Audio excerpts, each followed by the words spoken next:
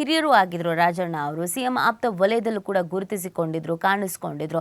ರಾಜಣ್ಣ ಅವರೇ ಈ ಸ್ಟೇಟ್ಮೆಂಟ್ ಕೊಟ್ಟಿದ್ದು ಸಹಜವಾಗಿ ಸಂಚಲನಕ್ಕೆ ಕಾರಣವಾಗಿತ್ತು. ಯಾಕೆ ಸಿಎಂ ಆಪ್ತ ವಲಯದಲ್ಲಿದ್ದವರೇನೆ ಈ ಥರದ ಹೇಳಿಕೆಗಳನ್ನು ಕೊಡ್ತಾ ಇದ್ದಾರೆ? ಸತೀಶ್ ಜಾರಕಿಹೊಳಿ ಅವರಾಗಿರ್ಬೋದು, ರಾಜಣ್ಣ ಆಗಿರ್ಬೋದು, ಎಚ್.ಸಿ. ಮಹದೇವಪ್ಪ ಆಗಿರ್ಬೋದು, ಇವರ ಅಸಮಾಧಾನಗಳು ದಿನದಿಂದ ದಿನಕ್ಕೆ ಸ್ಫೋಟ ಆಗೋದ್ರ ಜೊತೆಗೆ ಅದು ರಾಜಕಾರಣದ ಮೇಲೆ ಮತ್ತು ಸರ್ಕಾರದ ಮೇಲೆ ಕೂಡ ಪರಿಣಾಮ ಬೀರ್ತಾ ಇತ್ತು. ಈಗ ಖುದ್ದಾಗಿ ಸಿಎಂ ಅವ್ರ ಹೇಳಿಕೆಯನ್ನು ನಿರ್ಲಕ್ಷಿಸಿ ಅಂತ ಹೇಳಿದ್ದಾರೆ. ಏನು ಹೇಳಿದ್ದಾರೆ ಅಂತ ನೋಡೋದಾದ್ರೆ, ನಿಮ್ಮಂತೆ ನಾನು ಪತ್ರಕರ್ತನಲ್ಲ, ಏನೇನೋ ಊಹಿಸಕ್ಕಾಗಲ್ಲ. ಪತ್ರಕರ್ತರು ಈ ಬಗ್ಗೆ ಏನೇನೋ ಊಹೆ ಮಾಡ್ಕೊಳ್ಬಾರ್ದು.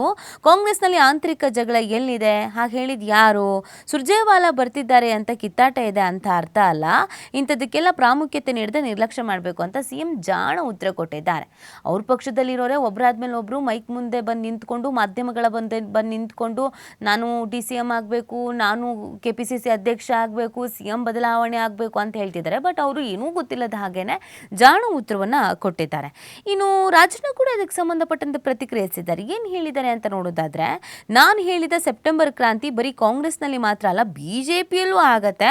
ಸೆಪ್ಟೆಂಬರ್ ವೇಳೆಗೆ ಪ್ರಧಾನಿ ಮೋದಿಗೆ 75 ವರ್ಷಗಳು ತುಂಬಲಿದ್ದು, BJPಯದೇ ನಿಯಮದಂತೆ ಅವರು ಮಾರ್ಗದರ್ಶಕ ಮಂಡಳಿಯನ್ನು ಸೇರಬಹುದು ಅಂತ ಈಗ ಅವರ ಸ್ಟೇಟ್ಮೆಂಟನ್ನು ತಿರುಚುವಂಥ ಕೆಲಸಕ್ಕೂ ಕೂಡ ಮುಂದಾಗಿದ್ದಾರೆ. ಇನ್ನು ಇದೇ ಸಂದರ್ಭದಲ್ಲಿ MB ಪಾಟೀಲ್ ಅವರು ಕೂಡ ಮಾತಾಡಿದ್ದಾರೆ. ನಮ್ಮ ಪಕ್ಷದಲ್ಲಿ ಯಾವುದೇ ಕ್ರಾಂತಿ ಇಲ್ಲ, ಕಾಲಕ್ಕೆ ಏನೇನಾಗಬೇಕು ಎಂಬುದನ್ನು ಹೈಕಮಾಂಡ್ ನಿರ್ಧರಿಸುತ್ತೆ. ರಾಜಣ್ಣ ಯಾವ ಅರ್ಥದಲ್ಲಿ ಹೇಳಿದ್ದಾರೆ ಗೊತ್ತಿಲ್ಲ. JDS BJPಯಿಂದ ಶಾಸಕರು ಕಾಂಗ್ರೆಸ್ಗೆ ಸೇರ್ತಾರೆ ಎನ್ನುವ ಅರ್ಥ ಇರ್ಬೋದು ಅಂತ ಅವರು ಇನ್ನೊಂದು ರೀತಿಯಾದಂಥ ಸ್ಟೇಟ್ಮೆಂಟನ್ನು ಕೊಟ್ಟಿದ್ದಾರೆ. ಈ ಎಲ್ಲ ಬೆಳವಣಿಗೆಗೆ ಖುದ್ದಾಗಿ ಸಿಎಂ ಮಾತಾಡಿದ್ದಾರೆ ಅಂತ ಹೇಳ್ತಾ ಇದ್ದೆ. ಅವ್ರಿಗೆ ಏನು ಹೇಳಿದ್ದಾರೆ ಕೇಳ್ಕೊಬಂದ್ಬಿಡೋಣ ಬನ್ನಿ. ಬೆಳವಣಿಗೆ ಆಗ್ಬಹುದು ಅಂತ. ಡೆವಲಪ್ಮೆಂಟ್ ಅಂತ ಹೇಳಿದ್ದಾರೆ. ಮೀನ್ ಹಿಂಗೆ ಆಗುತ್ತೆ ಅಂತ ಹೇಳಿಲ್ಲಲ್ಲ. ಹಿಂಗೆ ಆಗಿತ್ತೆ ಅಂತ ಹೇಳಿದಾರ?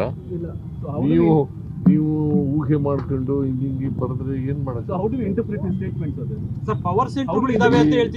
Better to ignore it. ಬಹಳ ಬದಲಾವಣೆ, ಸ್ವಲ್ಪ ಆದ್ರೂ ಬದಲಾವಣೆ ಆಗುತ್ತೆ ಅಂತಾರೆ ಸತೀಶ್ ಜಾರಕಿಹೊಳಿ ಅವರು ಸಹ ಸ್ವಲ್ಪ ಬದಲಾವಣೆ ಆಗ್ಬಹುದು ಅಂತಾರೆ. ಬೆಳವಣಿಗೆ ಆಗ್ಬಹುದು ಅಂತ. ಡೆವಲಪ್ಮೆಂಟ್ ಅಂತ ಹೇಳಿದ್ದಾರೆ.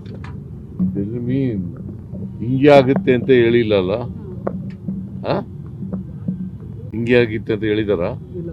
ನೀವು ಊಹೆ ಮಾಡ್ಕೊಂಡು ಹಿಂಗೆ ಬರೆದ್ರೆ ಏನ್ ಮಾಡೋದು? Better to ignore it. ಬಹಳ ಬದಲಾವಣೆ, ಸ್ವಲ್ಪ ಆದ್ರೂ ಬದಲಾವಣೆ ಆಗುತ್ತೆ ಅಂತಾರೆ ಸತೀಶ್ ಜಾರಕಿಹೊಳಿ ಅವರು ಸಹ ಸ್ವಲ್ಪ ಬದಲಾವಣೆ ಆಗ್ಬಹುದು ಅಂತಾರೆ.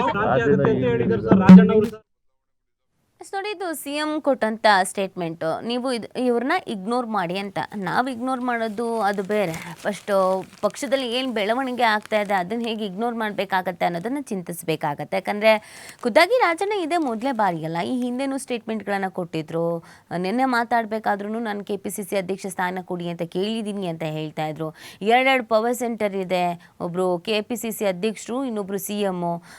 ಸಿದ್ದರಾಮಯ್ಯನವರು ಮೊದಲು ಅಧಿಕಾರದಲ್ಲಿದ್ರಲ್ಲ, ಆ ಥರ ಈಗಿಲ್ಲ ಅಂತೆಲ್ಲ ಹೇಳ್ತಾ ಇದ್ರು. ಹೀಗಿರ್ಬೇಕಾದ್ರೆ ಏನೇನೋ ಮಾಧ್ಯಮಗಳು ಹುಟ್ಟಿಸ್ಕೊಂಡು ಹೇಳ್ತಾ ಇದೆಯೋ ಅಥವಾ ಪಕ್ಷದಲ್ಲಿ ಆಗ್ತಿರುವಂಥ ಬೆಳವಣಿಗೆಯನ್ನು ನಿಮ್ಮವರೇ ಬಿಟ್ಕೊಡ್ತಾ ಇದ್ದಾರೋ, ಏನಾಗ್ತಾ ಇದೆ ಅನ್ನೋದನ್ನು ಸಿಎಂ ಕೂಡ ಚಿಂತಿಸಬೇಕಾಗತ್ತೆ. ಬಟ್ ಏನು ಮಾಡೋದಕ್ಕಾಗಲ್ಲ, ತಮ್ಮ ಆಪ್ತರೆ, ತಮ್ಮ ವಲಯದಲ್ಲಿ ಗುರುತಿಸಿಕೊಂಡವರೇ ಹೀಗೆ ಸ್ಟೇಟ್ಮೆಂಟ್ಗಳನ್ನು ಕೊಡ್ತಿದ್ದಾರೆ. ಹೈಕಮಾಂಡ್ ನಾಯಕರು ಬೇರೆ ಬೆಂಡೆತ್ತು ಕಳಿಸಿದ್ದಾರೆ, ಅದೇನ್ರಿ ಅದು ಬೇಕಾ, ಲಂಗು ಲಗಾಮ್ ಹಾಕ್ರಿ ಅಂತ ಅಂದ್ಬಿಟ್ಟು. ಹಾಗಾಗಿ ಸಿಎಂ ಮಾಧ್ಯಮಗಳ ಮುಂದೆ ಎಲ್ಲೋ ಒಂದು ಕಡೆಯಲ್ಲಿ ಟ್ಯಾಪೆ ಹಾಕೋ ಕೆಲಸಕ್ಕೆ ಮುಂದಾಗಿದ್ದಾರೆ. ಬಟ್ ಅದು ತುಂಬ ದಿನ ನಡೆಯಲ್ಲ. ಇವತ್ತೆಲ್ಲ ನಾಳೆ ಅದು ಸ್ಫೋಟ ಆಗಲೇಬೇಕು. ಹಾಗೆ ತಾನೇ ಈಗ ಸ್ಫೋಟಗಳಾಗ್ತಾ ಇರೋದು. ಇದು ಮುಂದಿನ ಹಂತದಲ್ಲಿ ಯಾವ ವಿಚಾರಕ್ಕೆ ಹೋಗಿ ನಿಲ್ಲುತ್ತೆ ಅನ್ನೋದು ಗೊತ್ತಿಲ್ಲ. ಯಾಕಂದರೆ ಈಗ ರಾಜಣ್ಣ ಮತ್ತು MB ಪಾಟೀಲ್ ಇಬ್ಬರೂ ಅದು JDS ಮತ್ತು BJP ಮೇಲೆ ತಿರುಗಿಸ್ತಾ ಇದ್ದಾರೆ. ಕಾಂಗ್ರೆಸ್ನಲ್ಲಿ ಆಗ್ತಿರುವಂಥ ಬೆಳವಣಿಗೆಗಳೇ ನಾನಾ ರೀತಿಯಾದಂಥ ಚರ್ಚೆಗೆ ಕಾರಣವಾಗ್ತಾ ಇದೆ. ಹೈಕಮಾಂಡ್ ನಾಯಕರು ಟೆನ್ಷನ್ ಆಗಿದ್ದಾರೆ. ಹೈಕಮಾಂಡ್ನಿಂದ ರಾಜ್ಯ ಉಸ್ತುವಾರಿನೇ ಬರ್ತಾ ಇದ್ದಾರೆ. ಹೀಗಿದ್ರೂ ಕೂಡ ಕೊಟ್ಟಂಥ ಸ್ಟೇಟ್ಮೆಂಟಿಗೆ ಈಗ ಏನಾದರೂ ಒಂದು ಟ್ಯಾಪೆ ಹಾಕೋ ಕೆಲಸ ಮಾಡಬೇಕು. ಅದಕ್ಕೇ ನಾವು ಕಾಂಗ್ರೆಸ್ ಬಗ್ಗೆ ಹೇಳ್ತಾ ಇಲ್ಲ, ಅಥವಾ ಅವ್ರು ಕಾಂಗ್ರೆಸ್ ಬಗ್ಗೆ ಹೇಳಿದ್ದಲ್ಲ, BJPಯಲ್ಲಿ JDSನಲ್ಲಿ ಬೆಳವಣಿಗೆ ಆಗತ್ತೆ ಅದ್ರ ಬಗ್ಗೆ ಹೇಳಿದ್ದು ಅಂತ. ಫೈನ್. ಬಟ್ ಈ ಕಾಂಗ್ರೆಸ್ನಲ್ಲೇ ಒಂದಷ್ಟು ಬದಲಾವಣೆಗಳಾಗ್ತಾ ಇದೆಯಲ್ಲ, ನಿಮ್ಮವರೇ ಒಂದಷ್ಟು ಅಸಮಾಧಾನವನ್ನು ವ್ಯಕ್ತಪಡಿಸ್ತಾ ಇದ್ದಾರಲ್ಲ. ಕೆಲವರು ನಾನು ರಾಜೀನಾಮೆ ನೀಡ್ಬೋದು ಅಂತ ಹೇಳಿದ್ದಾರೆ, ಇನ್ನು ಕೆಲವರು ಸಚಿವರುಗಳನ್ನ ಮಾತು ಕೇಳ್ತಿಲ್ಲ ಅಂತ ಹೇಳಿದ್ದಾರೆ, ಮತ್ತು ಕೆಲವರು ಕೆಲಸ ಕಾರ್ಯಗಳಾಗ್ತಿಲ್ಲ ಅಂತ ಹೇಳ್ತಾ ಇದ್ದಾರೆ, ಇನ್ನು ನನಗೆ ಅಧ್ಯಕ್ಷ ಸ್ಥಾನ ಬೇಕು ಅಂತ ಪಟ್ಟು ಹಿಡಿದಿದ್ದಾರೆ, CM ಬದಲಾವಣೆ ಆಗ್ಬೋದು ಅಂತ ಹೇಳ್ತಿದ್ದಾರೆ, ಸೆಪ್ಟೆಂಬರಲ್ಲಿ ಕ್ರಾಂತಿ ಆಗುತ್ತೆ ಅಂತ ಹೇಳ್ತಿದ್ದಾರೆ. ಹೀಗಿರಬೇಕಾದ್ರೆ ಅದು ಪಕ್ಷದೊಳಗಿನ ಆಂತರಿಕ ಕಲಹನೋ ಅಥವಾ ಆಂತರಿಕ ಅಸಮಾಧಾನವೋ ಜಗಜ್ಜಾಹಿರಂತೂ ಆಗಿದೆ. ಈಗ ಏನೇ ಕಂಟ್ರೋಲ್ ಮಾಡಬೇಕು ಅಂತ ಹೊರಟ್ರು ಕೂಡ ಅದು ಕಂಟ್ರೋಲಿಗೆ ಬರ್ತಾ ಇಲ್ಲ ಕಾಂಗ್ರೆಸ್ನಲ್ಲಿ ಅನ್ನೋದಂತೂ ಗೊತ್ತಾಗ್ತಾ ಇದೆ.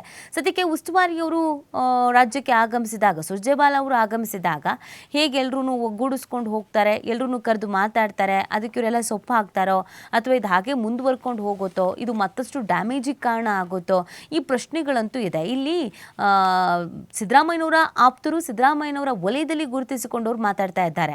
ಡಿ ಕೆ ಶಿವಕುಮಾರ್ ಅವರ ಆಪ್ತರು, ಅವ್ರ ವಲಯದಲ್ಲಿ ಗುರುತಿಸಿಕೊಂಡವ್ರು ಯಾರೂ ಮಾತಾಡ್ತಾ ಇಲ್ಲ.